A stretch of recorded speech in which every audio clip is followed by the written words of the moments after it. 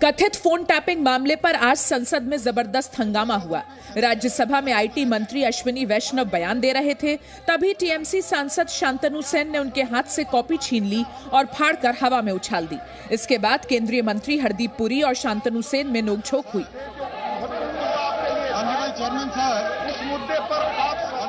इस हरकत पर बीजेपी अध्यक्ष जेपी नड्डा ने कहा, टीएमसी सांसदों का बर्ताव लोकतांत्रिक मूल्यों के खिलाफ और निंदनीय है। संसद की मर्यादा के खिलाफ काम करने का टीएमसी का पुराना इतिहास है। शोर मचाना, कागज फाड़ना उनकी संस्कृति है।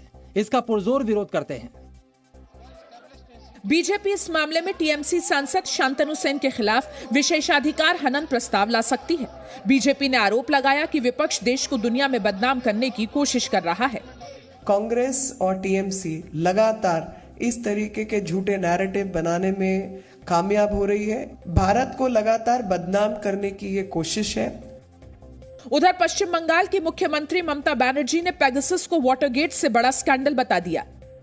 এমনকি নিজেদের অফিসারদের গভর্নমেন্ট অফ ইন্ডিয়া বিশ্বাস করে না, মন্ত্রীদেরও বিশ্বাস করে না। আমি তো শুনেছি এমনকি আরএসএস এরও অনেকের ফোন ট্যাপিং। पेगासस जासूसी मामले में आज लगातार बदलती खबरों का दिन रहा। आज सुबह खबर आई कि एमनेस्टी इंटरनेशनल जासूसी को लेकर अपने दावे से पलट गया है। एमनेस्टी ने यू टर्न लेते हुए कहा कि उसने एनएसओ के पेगासस स्पाईवेयर के जरिए जासूसी का शिकार बनाए गए लोगों की लिस्ट जारी नहीं की। ये खबर अमेरिकी महिला पत्रकार किम जेटर के ट्विटर हैंडल के हवाले से दी गई। इसके थोड़ी देर बाद एमनेस्टी इंटरनेशनल ने बयान जारी कर इसका खंडन कर दिया। एमनेस्टी ने कहा कि वो पेगासस को लेकर अपने बयान पर पूरी तरह से कायम है। ये डेटा उन लोगों से जुड़ा है जिनकी संभावित जासूसी हुई। ये डेटा एनएसओ के पेगासस स्पाईवेयर के संभावित टारगेट से संबंधित है।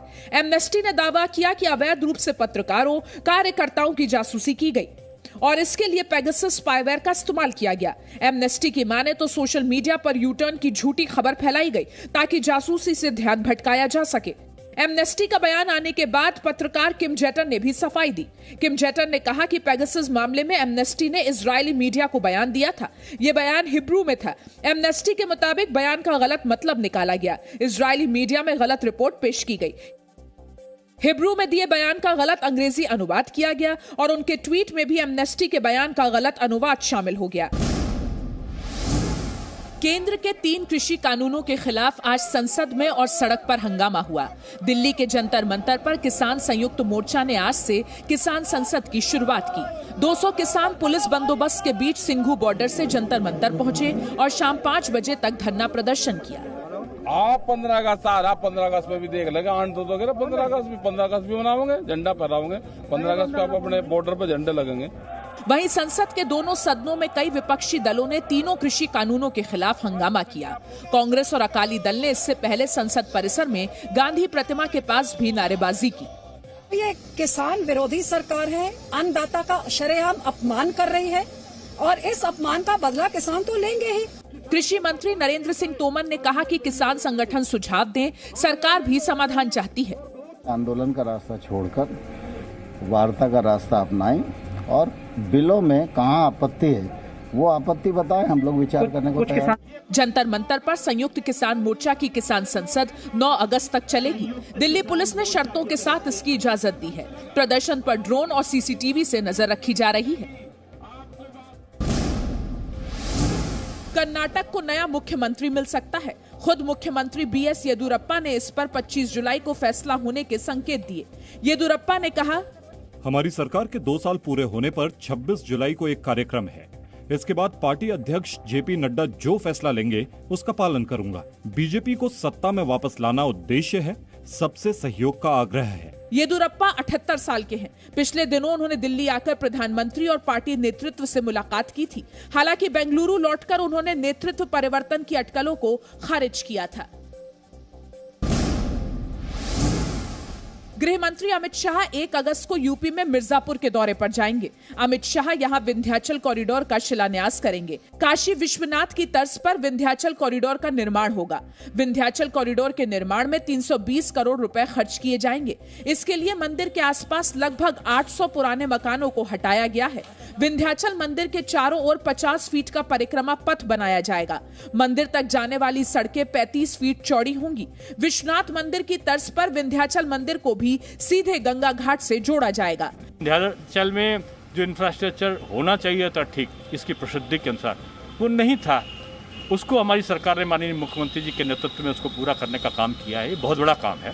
अमित शाह से पहले 30 जुलाई को प्रधानमंत्री नरेंद्र मोदी सिद्धार्थनगर के दौरे पर जाएंगे। सिद्धार्थनगर में प्रधानमंत्री 9 नए मेडिकल कॉलेजेस का उद्घाटन करेंगे।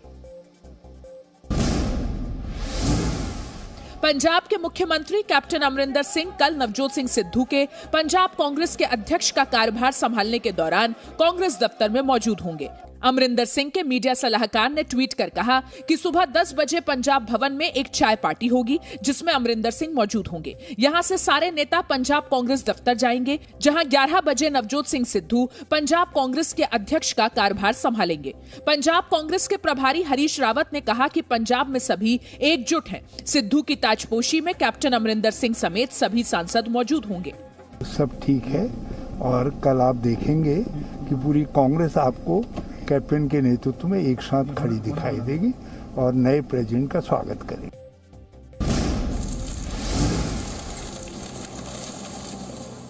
यूपी सरकार ने दिल्ली में रोहिंग्याओं के अवैध कब्जे से अपनी जमीन खाली करा ली है। दिल्ली के मदनपुर खादर में यूपी सिंचाई विभाग ने आज बुलडोजर से रोहिंग्या कैंप को हटा दिया। रोहिंग्याओं का यहां 3 साल से अवैध कब्जा था। ये 15 अप्रैल 2018 को उस बस्ती में आग लगी। एक हफ्ते के लिए अस्थायी रूप से यहाँ टेंट लगवा दिए गए और ये प्रकरण काफी लंबा समय तक चलता रहा और 2.5-3 साल बाद भी वो विस्थापित नहीं हुए। 14 जून को सबसे पहले जी न्यूज ने रोहिंग्याओं के अवैध कब्जे की खबर दिखाई थी। आम आदमी पार्टी के विधायक अमानतुल्लाह खां कब्जा हटाने के नोटिस पर यूपी के अफसरों को धमकाते दिखे थे। रोहिंग्या के जितने टेंट लगे हुए थे हमारी जमीन पर, उसमें वहां का विधायक आकर के खड़े होकर के उनके पक्ष से लड़ने के लिए तैयार था और वो कहते थे कि ये जाएंगे कहां जाएंगे। हमने कहा ये आपके घर में चले जाएं, आप अपनी जमीनों पर इनको कब्जा दे दीजिए, लेकिन सिंचाई विभाग के उत्तर प्रदेश की 1 इंच जमीन पर भी इनको रहने का कोई अधिकार नहीं। इस जमीन पर 50 घरों में करीब 500 रोहिंग्या रह रहे थे। जमीन की कीमत करीब 150 करोड़ रुपए है। जम्मू कश्मीर में धारा 370 हटाने के बाद नया डोमिसाइल नियम भी लागू हो गया है। जम्मू कश्मीर प्रशासन ने डोमिसाइल सर्टिफिकेट नियमों में 7वां क्लॉज जोड़ा है। इस अधिसूचना के जारी होने के बाद अब जम्मू कश्मीर में स्थानीय निवासी से शादी करने वाले बाहरी नागरिक स्थायी निवासी माने जाएंगे। ऐसे बाहरी नागरिक अब जम्मू कश्मीर में सरकारी नौकरी हासिल करने के भी पात्र होंगे।